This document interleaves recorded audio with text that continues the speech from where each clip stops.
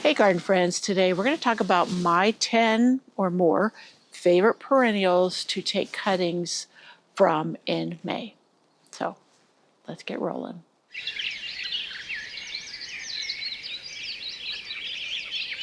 So to start off, I want to make sure I make this very clear. I am a zone 8B, but I have a short growing season.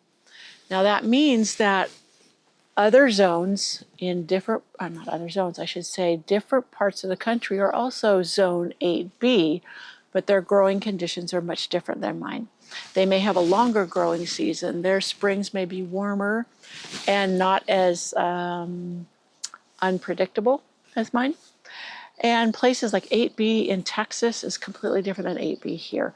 So when I am talking about me taking cuttings in May of these perennials, in your area, you may be able to take them sooner. You might need to take them sooner because yours come out of dormancy before mine do. We have a late start in spring. Usually the third weekend of May is like our last frost freeze average date. I mean, we've had snow on May 31st, but your last frost date may be much sooner. So the zones only tell you the average low temperatures you have in winter, not your growing conditions. Now, I wanted to say that because you might be thinking, my plants like that aren't just now coming out of dormancy, the ones I'm going to take cuttings from today.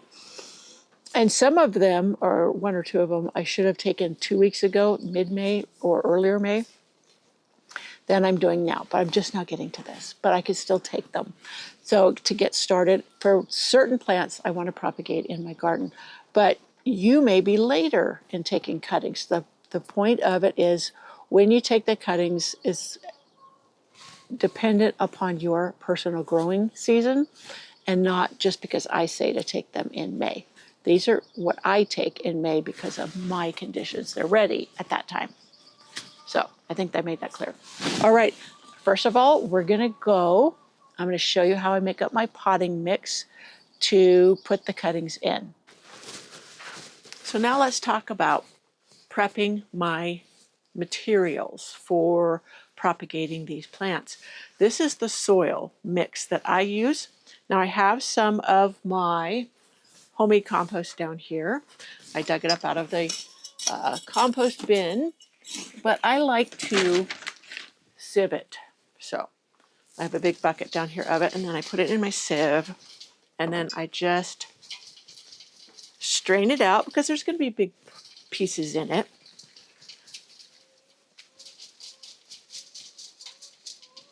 And I just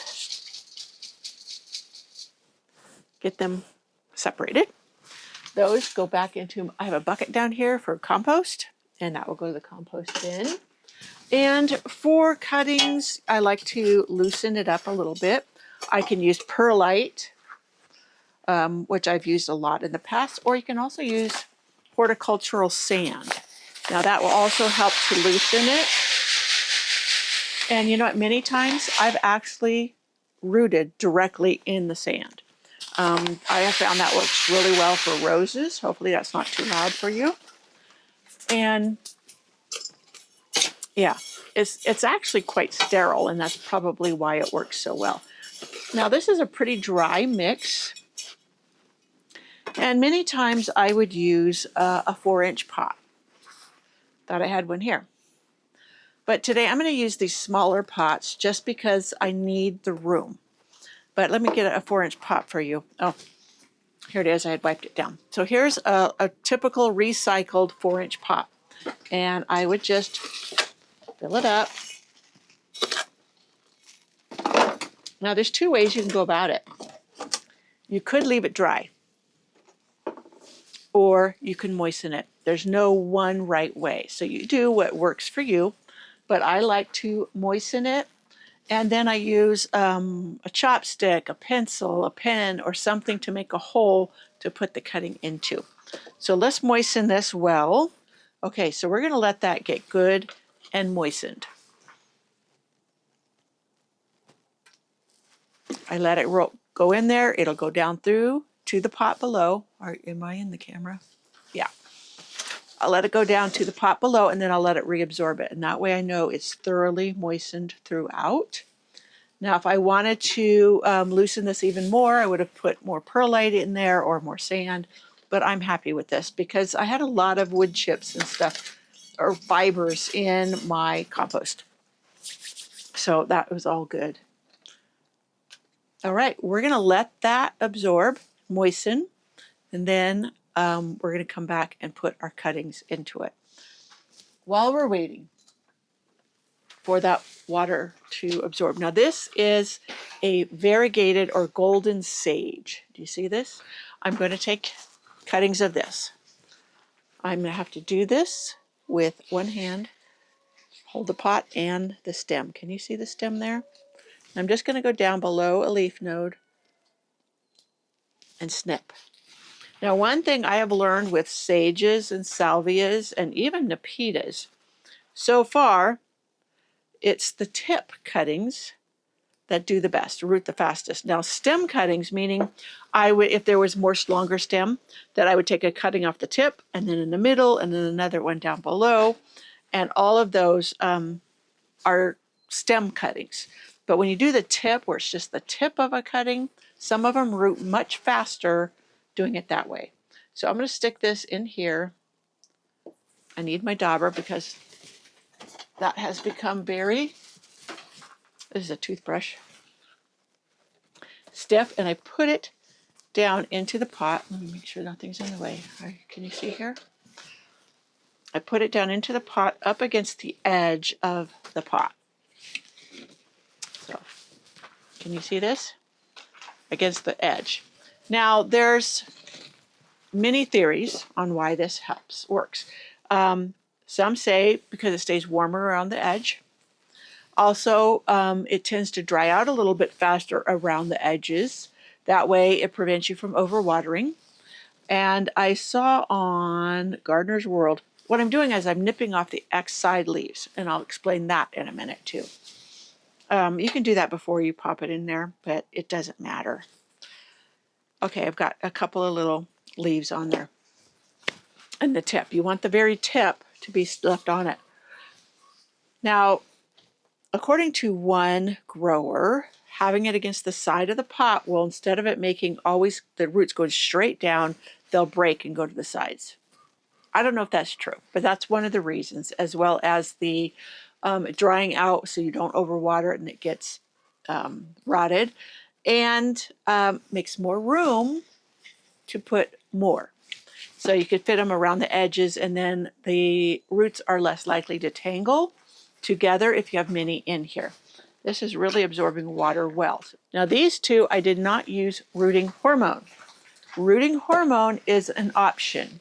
Now, I'm going to do some more with rooting hormone, and then I'm going to see which one roots faster. You never know. The whole point of rooting hormone is to get the plant to root faster, stimulate the roots faster, and that will, it's like a race. You're trying to race against fungal attacks, bacteria, other things that can make your cutting fail. And the rooting hormone is supposed to just give you that head start, or give you that little bit more advantage over just putting it in here without it. Now, that's why I had scrubbed my cutters before I did this. Just hot soap and water. And yeah, and the pot should be nice and clean. You don't have to bleach it or anything. Usually a good hot soap and water will be sufficient. Okay, let's go take cuttings from our clematis. All right, so what I'm going to do is, I got too many plants here. Put my water down here, just a jar of water, and I'm going to show you this again. This is very spendy, and right back here it gets a little bit stiffer, and back here it gets stiffer still, but it's still not hardened like this. This is very brown. That's hard. So I'm going to go back as far as I can, and I'm going to cut just above, like ½ inch above a leaf node. So there we go. Now I'm going to put this in my water, and This is something I need to work quickly on. So we have moved to the back deck for a little bit easier to film this. Okay, so we're going to start at the top. I'm going to leave my stem end in the water because I want it to stay hydrated as much as possible. Now, this is possible to root, but would be more susceptible to dying off quickly. Now, with clematis, the rooting is called internodal. It's not at a root nodes. Many plants root at the root nodes, but this is internodal, meaning it's in between the two.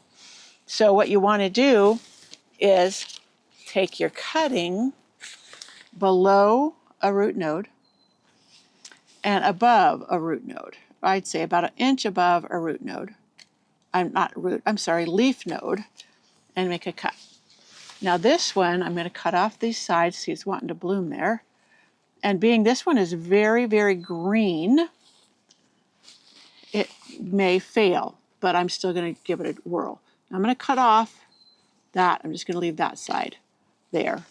And then I'm going to put it in some rooting hormone. Anyways, because this roots between the nodes, in fact, I probably could cut off the top. This is where it's going to root, somewhere along here. Now to help it, I often will slice the stem open where it's going to be under the soil line. Let me get one. So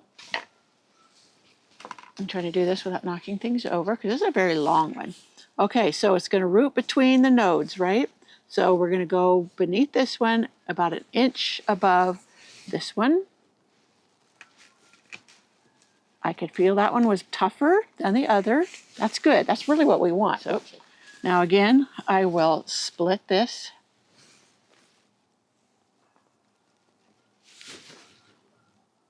I'm not going to cut all the way to the end. I'm just opening it. And I'm going to put rooting hormone in there. Now I put it in this pill bottle because it's tall and narrow, so I could get it down into I can get the depth without having too much in there. So then I'm going to cut this off.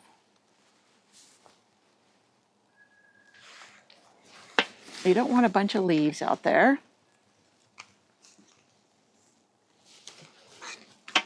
And I'm going to put it in here. Use the knife.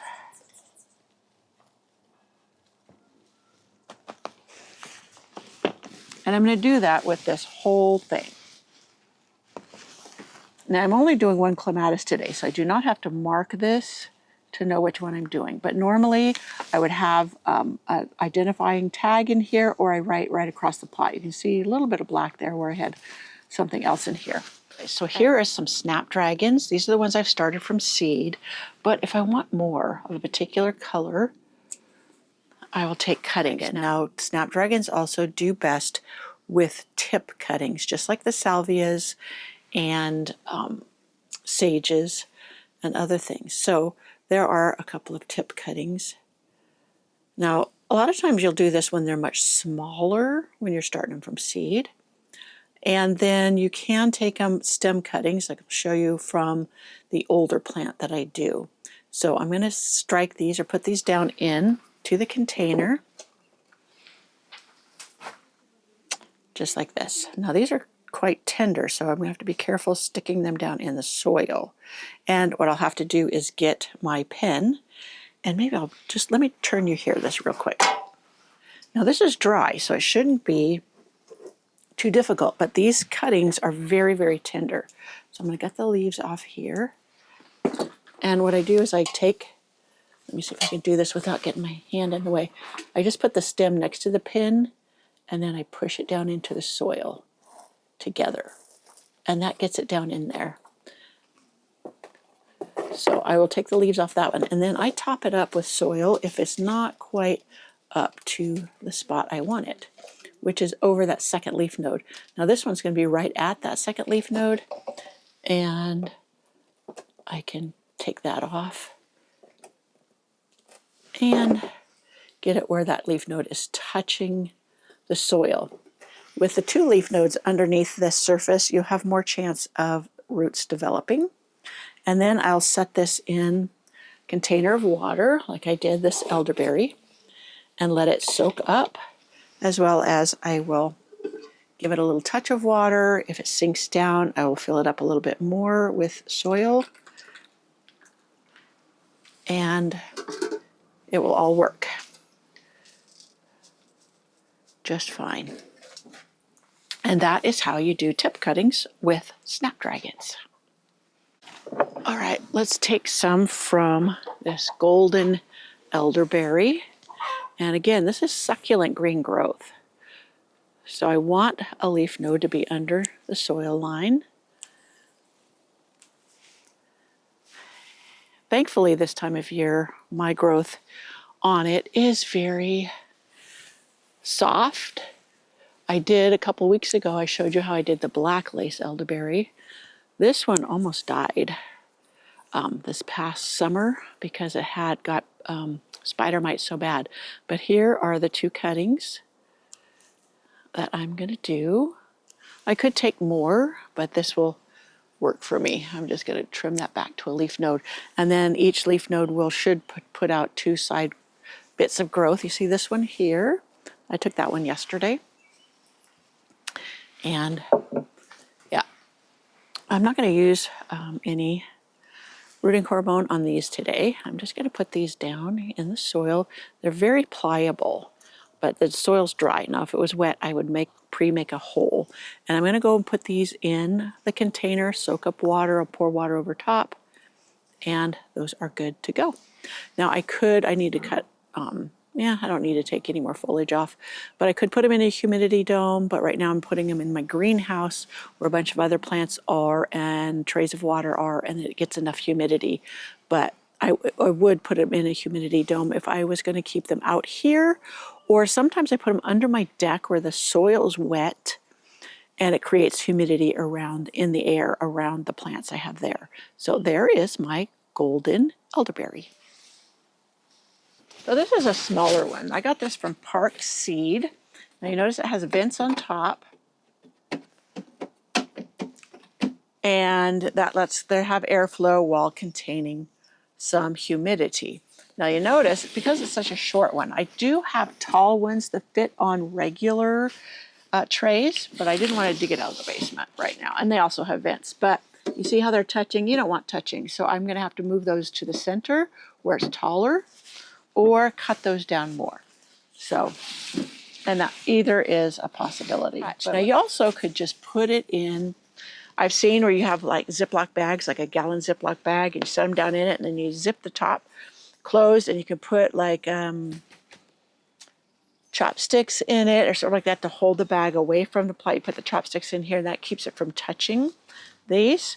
But since I already have this, I use it. And in cooler part of spring, when I take cuttings, I don't bother with humidity dome because there's so much humidity in my greenhouse.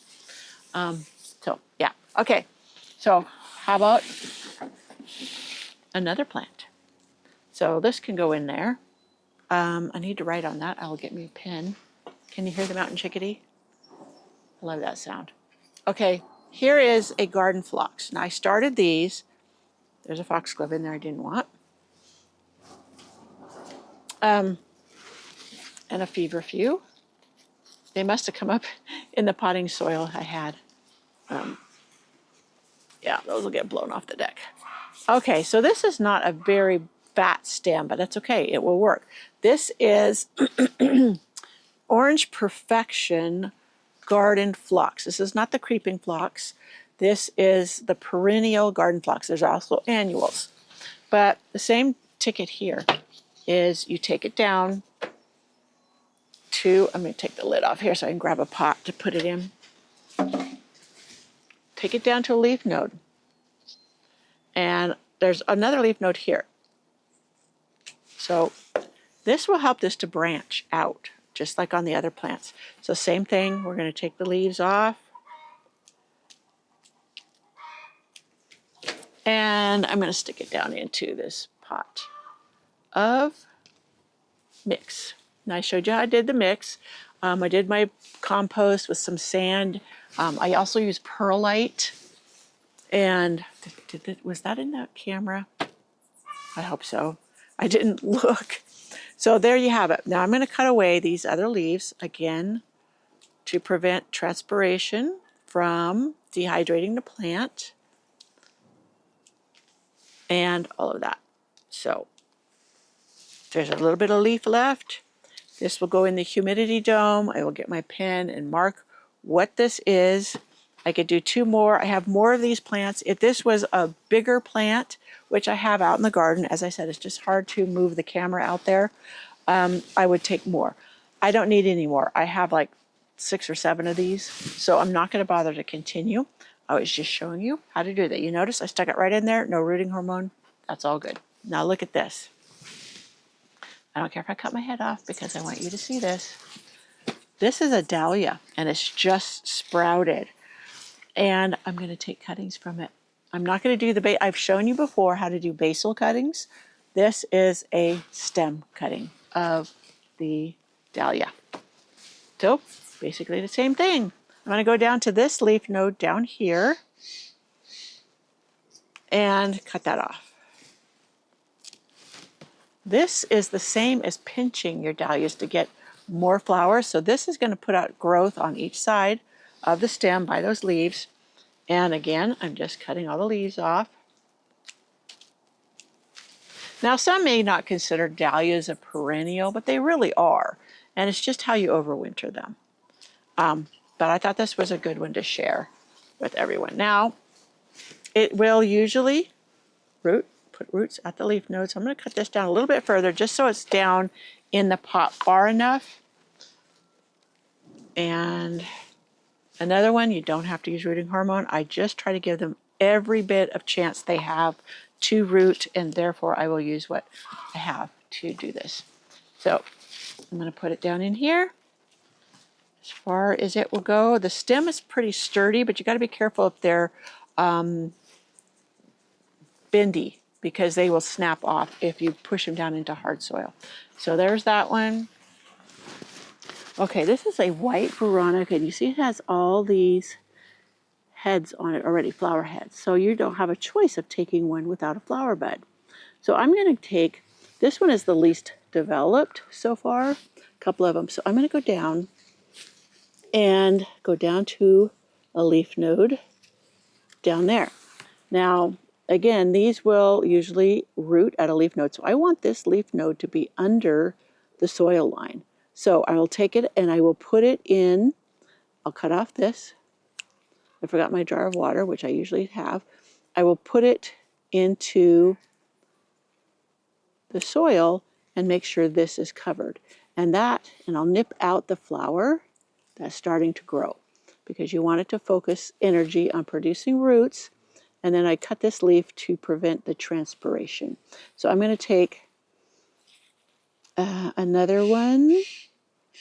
These ones are starting to flower, so I wanted to get one that is just starting to bud and get it to branch. So that one I'll take further down.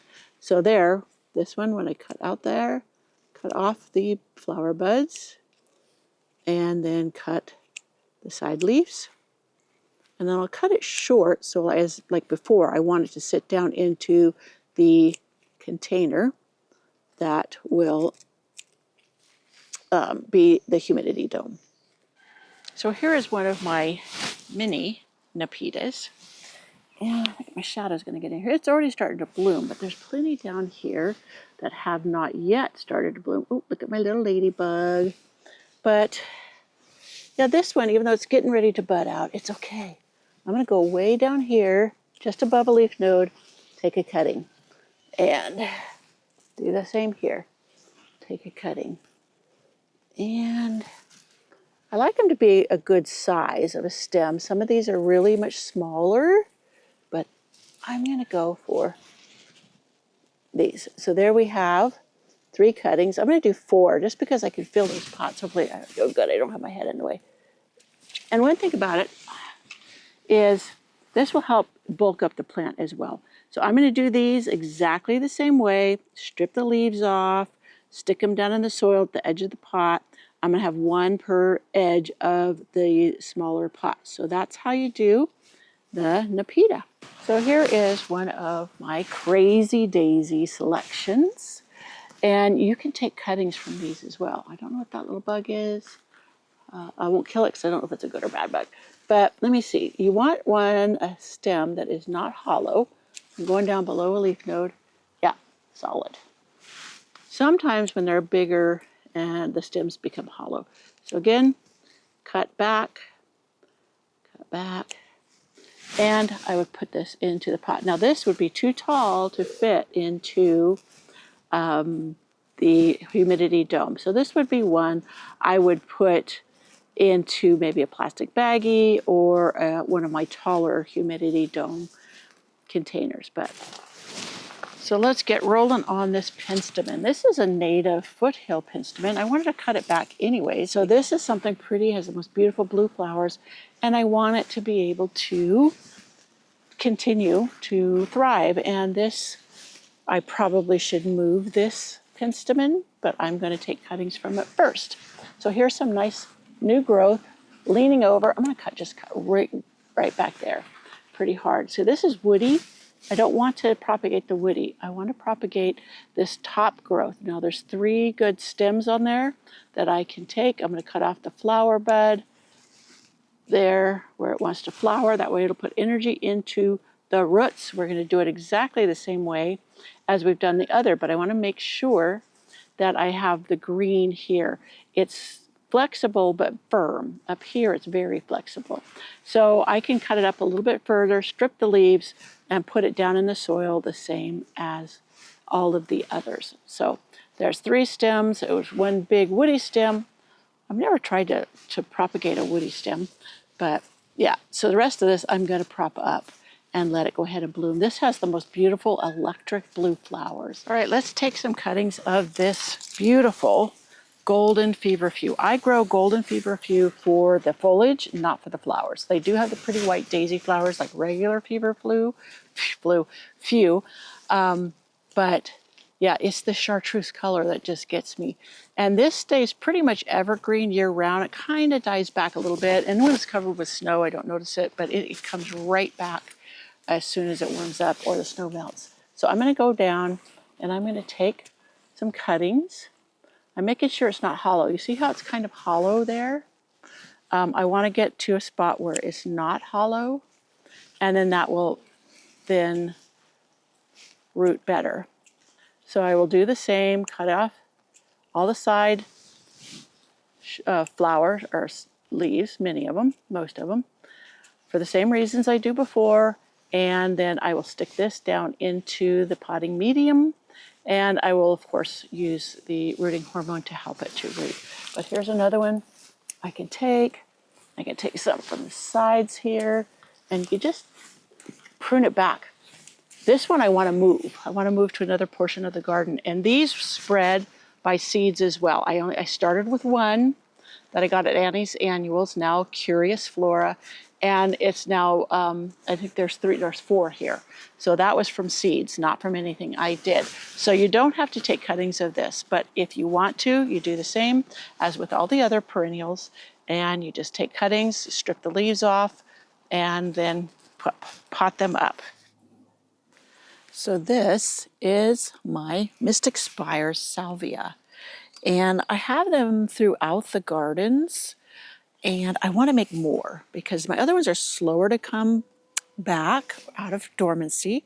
It is a slower to get started plant for me in the spring. That's because it likes it really, really warm, and it takes us a while to really heat up, usually. So, and with salvias, the tip cuttings do better than stem cuttings, just like with the sage. Whoops, sorry, I didn't mean to bump you. But I'm going to go down and take the cutting, and then I'll strip it, and then this will go down and I'll bury it up to this bit here. And I'll take these off, and this will go into the pot. And then I'll have 2 underneath the soil line, but also it's this tip here that really takes off. So I'm going to take these in and poke them into their little pots of soil, just like I did all of the others. So I think, can you see back here? You can see my propagation tray and the lid on here. Now, I have told you this before, some of my cuttings that I have done recently that I had kept in the greenhouse, I didn't use a humidity dome because it wasn't necessary. On the shelf where they were, there was tons of plants around there, trays with water, so there was plenty of humidity around them.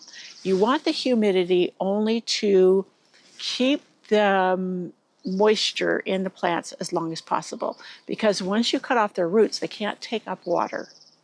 So they will transpire through the leaves. That's why we cut off a lot of the leaves. I've mentioned that throughout, but I wanted to make sure that it was clear. So humidity dome, it doesn't have to be one like this. Could be a plastic bag that you've propped up over the individual containers. Or I've also used a big Sterlite or a Rubbermaid clear tub and put them in that. Sometimes I'll turn it upside down. I'll have the lid as the base, put all of the cuttings, potted cuttings in there, and then put the clear tub over top, and that makes a nice humidity dome. So my friends, I hope you enjoyed this video and you'll come on back. Alrighty then, friends. I will see you in my next video.